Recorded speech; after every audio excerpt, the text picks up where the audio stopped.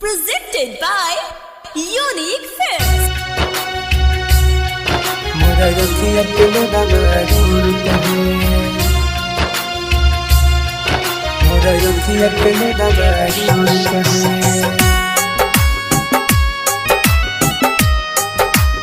मोरा रखिया के डबरूर कहे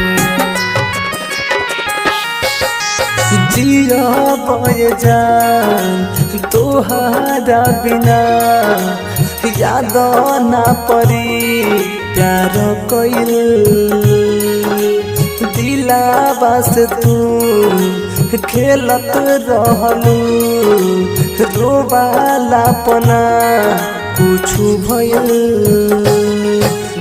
करत रहलू प्यार जान बेकार में सब देखावा रहे मोरे रखिया के डबरूर कहे मोरे रखिया के का होला दर्द टूटला के दिल जान जबू के तना सहे मोरा रखिया के डबरूर कहे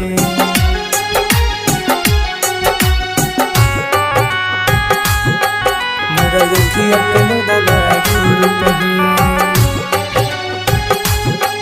मोरा रखिया के डबरूर Music by A.B. Gupta. मोरा रखिया के डबरूर कहे जितना चाहे यूज कैलो हमके तू कन्फ्यूज कैलो भइलो ना तनी को शरम तुहरे खातिर मरत रहनी इतना नहीं जान पैनी रहे त हमार भरम लालच पतू बानी धैलू मन भर गइल धोखा कैलो टूट गइल भरोसा नहीं भइलू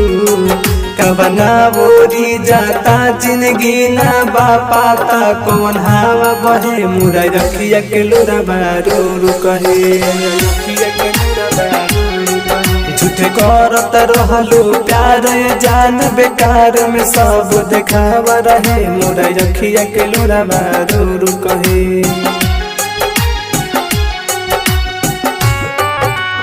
मोरा रखिया के डबरूर कहे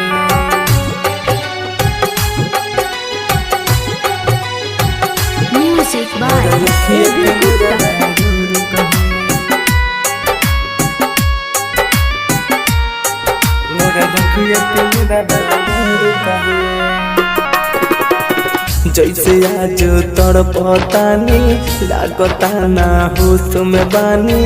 आई हो एक दिन तोर बारी होई चाहे कितनो जनम दिल न लागी तुहरो सनम प्यार के नाम से बनिहारी राइटर हरिओम हर जाई हो कहता जखम भर जाई हो कोइलू न तनी को भलाई प्रकाश राज के दुनिया अब खुशिया आवे राह जो है मोरा रखिया के डबरूर कहे झूठे करत रहलू प्यार जान बेकार में सब देखावा रहे मोरा रखिया के डबरूर कहे